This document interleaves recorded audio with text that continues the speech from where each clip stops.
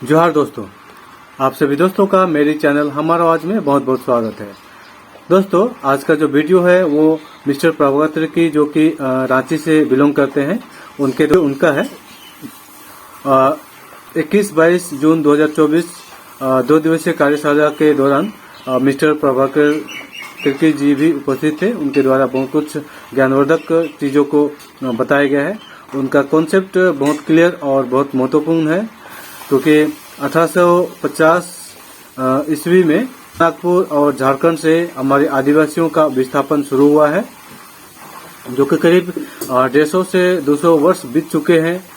और जहां जहां अलग अलग राज्यों में छोटा नागपुर और झारखंड से हमारे आदिवासियों का विस्थापन हुआ है, आज वहां से भी उनका विस्थापन का सिलसिला जारी है।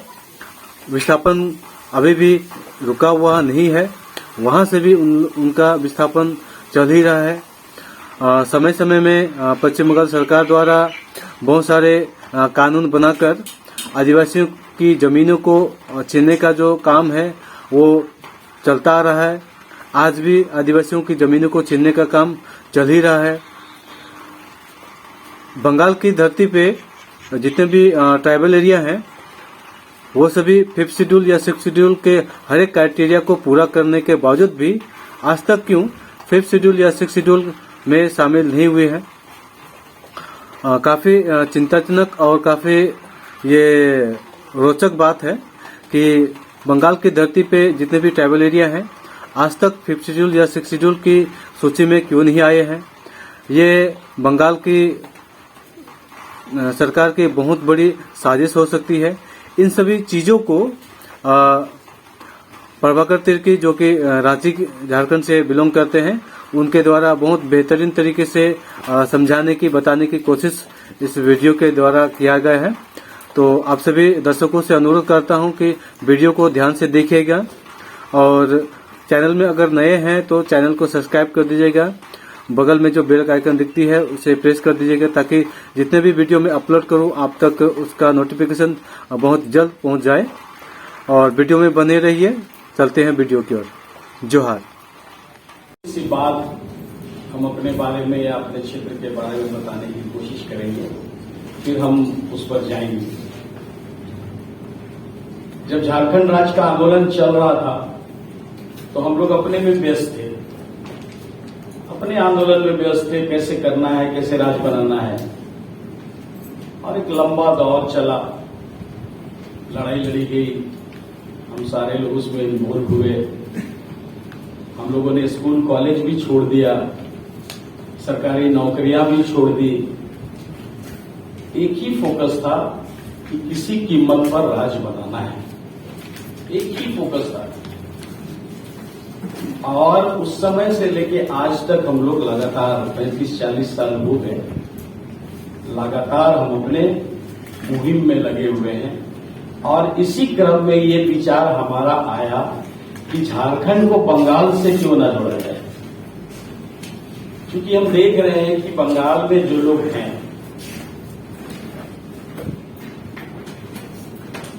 बंगाल में जो लोग हैं वो हमारे यहां से आए। परिस्थितियों पर हम चर्चा करेंगे। हमारे यहां से आए और आज उनके बीच वही परिस्थिति बनी जो हमने फेस किया पिछले 15-20 सालों में। तो वो विचार हमारा आया कि बंगाल को कैसे जोड़ा जाए। आज हम लोग बंगाल तक पहुंच गए हैं, बंगाल हमारे साथ कनेक्ट हो गया है। अब जब हम यहाँ पे एकत्रित हो रहे हैं तो हमारा सवाल आ रहा है कि हम असम को कैसे जोड़ेंगे। तो आज के संदर्भ में ये बड़ी बात है कि हम आदिवासियत को एकजुट करने के मुहिम में आगे बढ़ रहे हैं। ये ख्याल कहां से आया, असम को कैसे जोड़ेंगे। हमारे ही लोग हैं वहां पे। यहां से जैसे असम के ये में निकलिएगा तो पूरा का पूरा पैच, यहां से इधर से कुछ बिहार से जाइएगा तो तेजपुर, तेजपुर से काजीरंगा, उधर से आपका डिब्रूगढ़, डिब्रूगढ़ से तिनसुकिया, वहां से भी पार हो गए लोग। अब वहां से लोग अरुणाचल प्रदेश की ओर जा रहे हैं। तो ये जो ट्रैक बना हमारा, सारे हमारे लोग हैं जो वहीं से चले हैं 150 साल पहले और आज भी चल रहे हैं,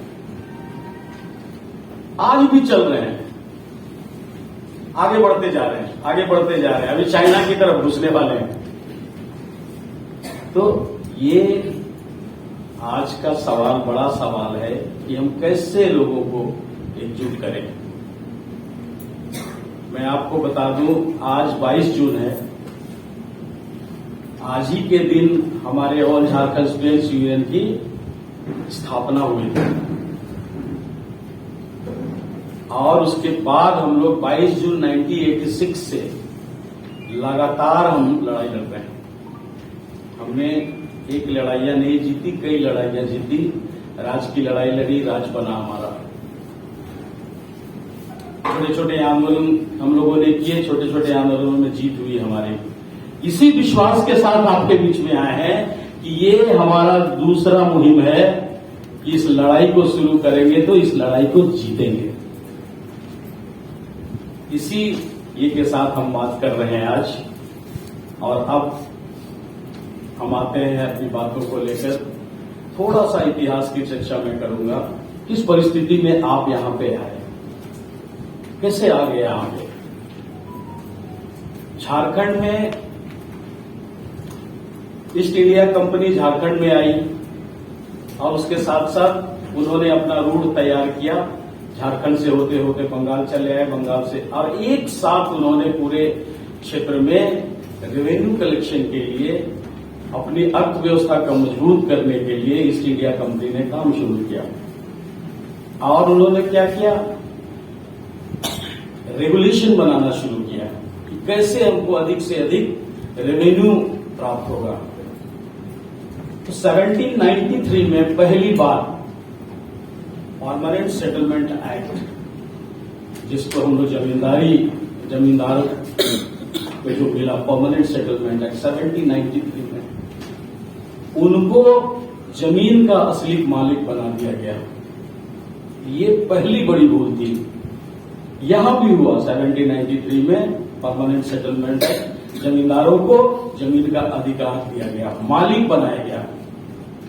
गलती क्या थी कि जंगल साफ करके जमीन बनाने वाले हमने जमीन को आबाद किया, खेती के लायक बनाया और उसी जमीन पर मालिक उनको बना दिया गया 1793 में परमानेंट सेटल एक्ट के माध्यम से। जब ये कानून झारखंड में बना तो एक बड़ी लड़ाई हुई वहां, हूल विद्रोह हम बोलते हैं उसको। 1820 से शुरू हुआ, 1820, 21, 1830, 32 बड़ी लड़ाई हुई पूरे छतरनागपुर क्षेत्र में कोल विद्रोह करके। और जब ये लड़ाई लड़ी गई तब ब्रिटिश इंडिया कंपनी को समझ में आया कि ये क्या हो रहा है, और उसके बाद उन्होंने आदिवासियों के लिए रेगुलेशन बनाने की शुरुआत की वहां से। तो 1833 में बंगाल रेगुलेशन के जरिए एक कानून बना जिससे हम जुड़े हुए हैं आज भी। वो कानून था, पूरे छोटानागपुर क्षेत्र को नॉन रेगुलेटेड प्रोविंस बनाया गया। उसका मतलब क्या हुआ कि आदिवासियों के लिए देश के सामान्य कानून से हटके एक अलग कानून बनाया गया, जिसको उन्होंने नॉन रेगुलेटेड प्रोविंस के रूप में बनाया और पूरे क्षेत्र को डिमार्केट किया उन्होंने साउथ वेस्ट फ्रंटियर एजेंसी के नाम से। और जब ये कानून बना तो उसके अंदर में कई चीजों का प्रावधान किया गया,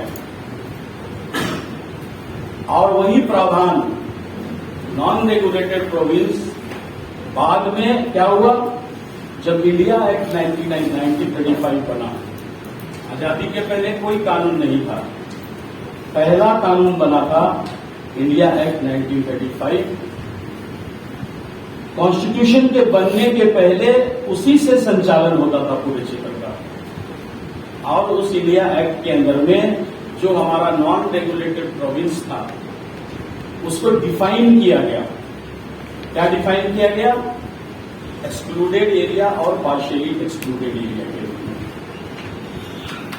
आज हम लोग झारखंड और देश के 10 राज्यों में पार्शियली एक्सक्लूडेड एरिया के रूप में हमको चिन्हित किया गया। झारखंड के साथ बाकी और 10 राज्यों में, छत्तीसगढ़ है, मध्य प्रदेश है, राजस्थान, हिमाचल प्रदेश, ऐसे 10 राज्यों को, और उसी समय एक्सक्लूडेड एरिया मतलब कंप्लीटली एक्सक्लूडेड एरिया के रूप में आपके नॉर्थ ईस्ट के राज्यों को चिन्हित किया गया।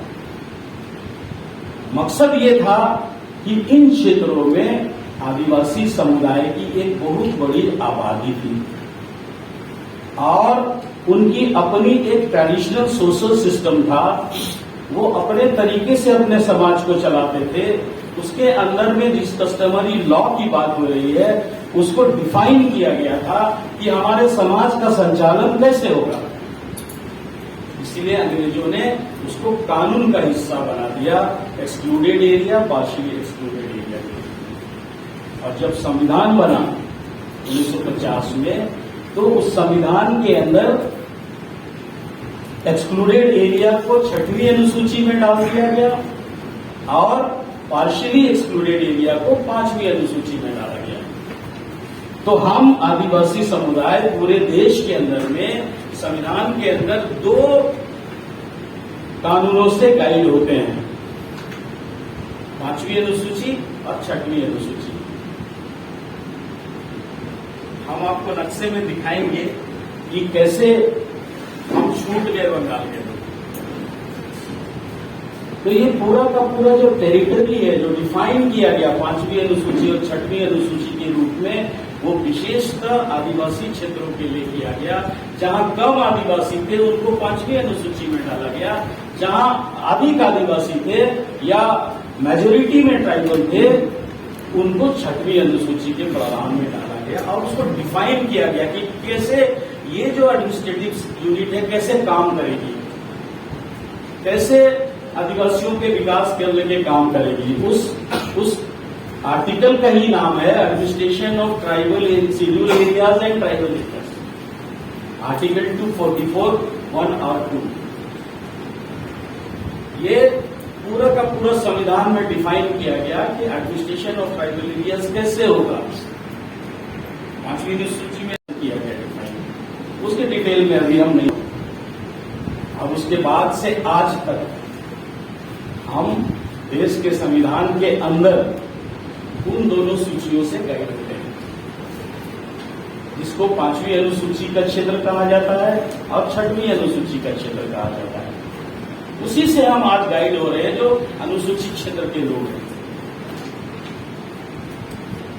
और उसके बाद मामले आते गए, कई तरह की समस्याएं आती गई, कई तरह के प्रावधान कॉन्स्टिट्यूशन में डाले गए कि सिर्फ 5वीं अनुसूची बना देने से हमारा पर्पस सॉल्व नहीं होता है, बल्कि टाइम टू टाइम उसका इवैल्यूएशन भी होना चाहिए।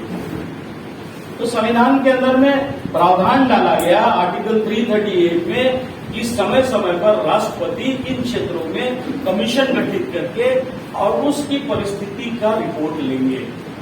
सामाजिक रूप से वो कैसे हैं आज, शैक्षणिक रूप से वो कैसे हैं आज, आर्थिक रूप से कैसे हैं आज, ये रिपोर्ट वो लेते रहेंगे। इसका भी प्रावधान आर्टिकल 338 में डाला गया। हम जिस भूरिया समिति की बात करते हैं वो भूरिया समिति वही कमीशन है जो समय समय पर उन क्षेत्रों का दौरा करके और रिपोर्ट सरकार को देती है। उसका क्राइटेरिया है शेड्यूल एरिया का, वो समझने की बात है क्या क्राइटेरिया है, और तब हम लोग अपनी बातों को समझ पाएंगे। वो क्राइटेरिया ये है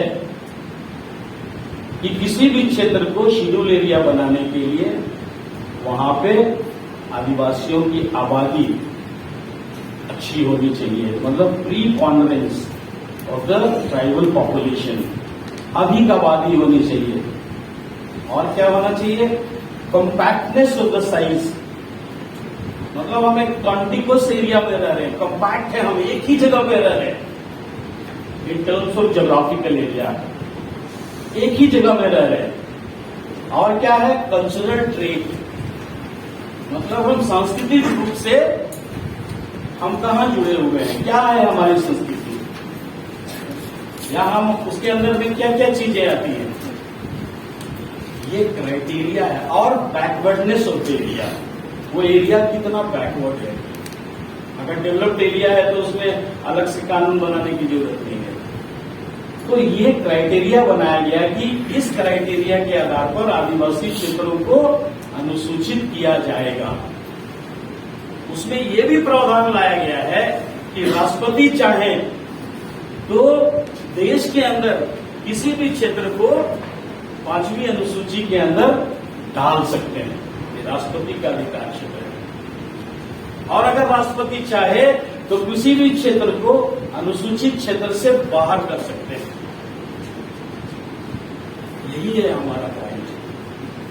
हमारे पास संविधान के अंदर अधिकार है और उन अधिकारों को हम कहां इस्तेमाल कर सकते हैं, ये हमारी चर्चा का विषय है। इसीलिए हम ये कहते हैं हर जगह पर कि हम जितनी भी बातें कहते हैं वो भारत के संविधान के दायरे में आता है। हम संविधान के दायरे के बाहर कोई बात नहीं करते हैं। हम अपनी मांग जो भी मांगते हैं वो संविधान के दायरे में हमारी मांगे हैं। बहुत बार हम लोगों को झारखंड में अलगाववादी उग्रवादी बोल के बोला गया। हम लोगों ने यही तर्क दिया कि राज्य बनाना संविधान के अंदर का हिस्सा है, संविधान का प्रावधान है। इसलिए आज भी हम यहां बैठे हैं तो हमारी जो भी मांगे होगी वो संविधान के दायरे में, संविधान के प्रावधानों के अंतर्गत हमारी मांगे होगी। और उसी को हमको चिन्हित करना है कि हम किन बातों को लेकर आगे बढ़ेंगे। अब हम थोड़ा सा आते हैं वो नेक्स्ट वाला इंडिया मैप को करेंगे। मैप होगा इंडिया का। अच्छा, ये देखिए, अब हम और जितना भी देश के अंदर फॉरेस्ट है, आपको अभी मैप में मैं दिखाऊंगा कि जंगल जहां जहां है वहीं पर आदिवासी है। तो आदिवासी क्षेत्रों में ही मैक्सिमम जंगल है हमारा। इसीलिए जंगल के साथ हमारा रिश्ता सिनोनिमस है, हम लोग बोलते हैं। अन्योन्याश्रय संबंध है हमारा जंगल के साथ। जंगल के बिना हम सर्वाइव नहीं कर सकते। जंगल के अंदर हमारी पद्धति, जंगल के अंदर हमारी संस्कृति है, जंगल के अंदर हमारी जीविका है और जंगल के अंदर हमारा एक अलग लाइफ स्टाइल है। तो देश के दूसरे क्षेत्रों से तो फॉरेस्ट राइट एक्ट ऐसा कानून है जिसके जरिए हम देश भर के जंगल के बीच में रहने वाले आदिवासियों को कनेक्ट कर सकते हैं। ना सिर्फ असम को बल्कि पूरे देश के लोगों को कनेक्ट कर सकते हैं। ये हमारे लिए एक मुद्दा है। जब भी हम असम जाएंगे तो फॉरेस्ट राइट एक्ट का सवाल उठाएंगे तो हमारे साथ कनेक्ट होंगे लोग। दूसरी बात क्या है, schedule area of the country. Assam का पूरा क्षेत्र 6 शेड्यूल के अंदर आता है। आपके बगल में लखीमपुर है, वो एक्सक्लूडेड एरिया है। और उसके बाद ये शेड्यूल एरिया एक ये बनेगा क्योंकि 10 राज्यों में 5th शेड्यूल और 10 राज्यों में 6th शेड्यूल, मतलब कुल राज्यों में शेड्यूल एरिया ही 20 राज्यों में। 5th शेड्यूल का एरिया 10 राज्यों में और 6th शेड्यूल का एरिया 10 राज्यों में। तो शेड्यूल एरिया के जरिए हम इतने राज्यों के लोगों को कनेक्ट कर सकते हैं उनके मुद्दों के साथ। कहां वायलेशन हो रहा है आपके संवैधानिक अधिकार के साथ, इस पर हम बात कर सकते हैं उनके साथ। उनके साथ वहां जाके बात करेंगे तो हम उनको कनेक्ट कर पाएंगे। Tea garden of north Bengal है आसाम। अभी नक्शे में मैं दिखाऊंगा, पूरा का पूरा टी गार्डन है ये। आप यहां से चलेंगे तो चाय बागान जो शुरू होगा तो 300 तक बांग्लादेश के बॉर्डर पर। तो चाय बागान और चाय बागान का प्रॉब्लम और चाय बागान के मुद्दे और चाय बागान के में रहने वाले लोग, ये सारे लोग कनेक्ट होंगे चाय के इशू के साथ में। आज जो हम बातें कर रहे हैं यहाँ पे लैंड राइट्स की, असम में यही मामला है। अभी मैं यहां जब आया था तो परसों को जिस दिन आया, मैं तो यहां एलन वाली में मैं गया था और एलन वाली में जो बातें मुझे मिली वहां के लोगों ने वेस्टलैंड में 45 एकड़ जमीन को खेती के लायक बना के उस पर काम कर रहे हैं। वहां पे सरकार का कामकाज शुरू हो गया, एक्शन शुरू हो गया है और उसको उनसे छीनने के लिए सरकार के तहत वो एक्शन भी हो गया। पुलिस वहां पहुंची और फोर्स के साथ पूरा 45 एकड़ जमीन को उन्होंने घेर दिया। जो वेस्टलैंड के अंदर बनाया गया ये था, जमीन था, वो घेर दिया गया। अब वहां कहा जा रहा है कि इको टूरिज्म वहां पे बनेगा और उस इको टूरिज्म के अंदर में जितनी जमीनें होंगी वो आपसे लेके उसको इको टूरिज्म के रूप में लेगा। यही परिस्थिति असम में है। असम में दुलियाजान डिस्ट्रिक्ट है डिब्रूगढ़ के अंदर में, वो अब शहर में डेवलप हो गया। वहां पे इंडियन ऑयल का एडमिनिस्ट्रेटिव ऑफिस है। वहां पे लोगों ने जो बहुत पहले चले गए चाय बागान बनाया, चाय बागान बना के एस्टैब्लिश किया, कंपनीज ने ले ली और बहुत लोगों ने जमीन जंगल को साफ करके अपना चाय बागान बना के वहां पे अपनी आजीविका चला रहे थे।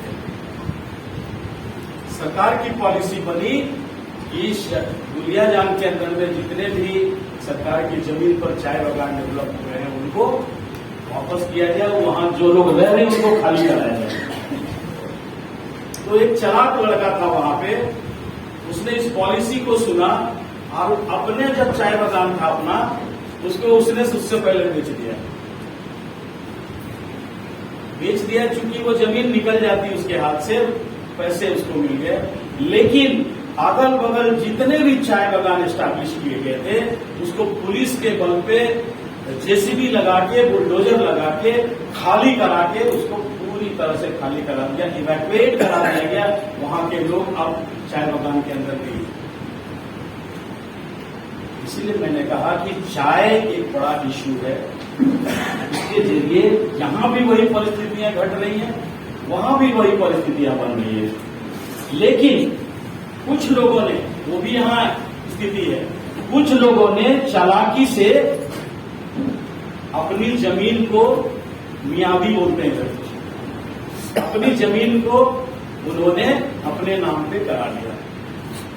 बहुत सारे गांव हैं वहां पे, धोरैया और ये सब लोगों ने जो जमीनें जंगल साफ करके बनाई थी उसको उन्होंने अपने नाम पे पट्टा ये करा दिया, दाखिल खारिज करा के और खतियान बनवा लिया।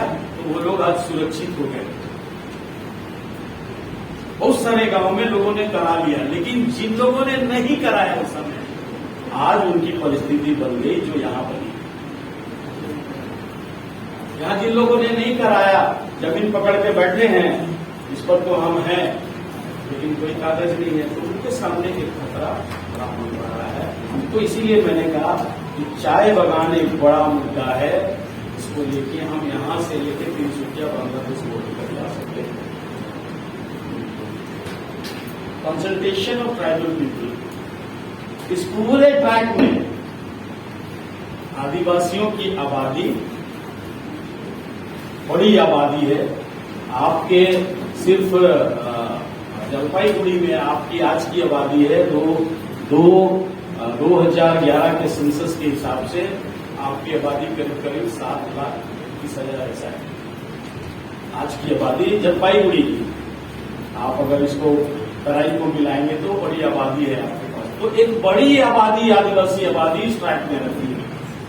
ये सिर्फ जलपाईगुड़ी और हमने तराई की बात बताई, और आगे बढ़ते जाइएगा तो जितना चाय बागान मिलेगा वहां सब आदिवासी आबादी है। तो आदिवासी जहां जहां है वहां वहां की समस्याएं कुल मिला के एक जैसी है। कहीं पे लोग थोड़ा सा राहत है, लेकिन समस्या दूसरे तरह की है। रोजगार के मामले में उनको रोजगार नहीं है। जैसे असम में आदिवासियों को नहीं मिला शेड्यूल ट्राइब का, ये यहाँ पे हमको मिला। लेकिन कुल मिला के समस्याएं आदिवासियों की एक जैसी हैं। तो जो ट्राइबल पॉपुलेशन है इस पूरे ट्राइब का, वो एक बड़ा मामला है, क्योंकि संविधान के अंदर में हमको अधिकार दिया गया आदिवासी के रूप में तो हमारे संविधान का अनुपालन क्यों नहीं होगा? ये बड़ा मुद्दा बन सकता है। संविधान के उल्लंघन का, संविधान की अवहेलना का एक बड़ा मामला बन सकता है आदिवासी समुदाय के अंदर। और उसी के ये से मैं आपको बता रहा हूं कि अभी मैं थोड़ा अध्ययन कर रहा था, आपका जलपाईगुड़ी का जो पॉपुलेशन है 1961 में 20% था, 20.9%। आज आपका पॉपुलेशन करके 14.7% हो गया 2011 के सेंसस के हिसाब से। तो हमारी जो आबादी है, किसी न किसी परिस्थिति से आबादी हमारी घटी है। 6% आबादी हमारी कम हो गई जलपाईगुड़ी में। क्या हुआ? कैसे हुआ? लोग काम करने के लिए चले गए, दिल्ली, मुंबई, कोलकाता, रोजगार की तलाश में चले गए। यहां से भारी संख्या में लोग गए हैं। हम लोग दिल्ली में मुलाकात होते रहती है लोगों से। और किसी किसी परिस्थिति में लोग यहां से चले गए, तो आबादी हमारी जो 1961 में थी, आज हमारी आबादी घट के 14%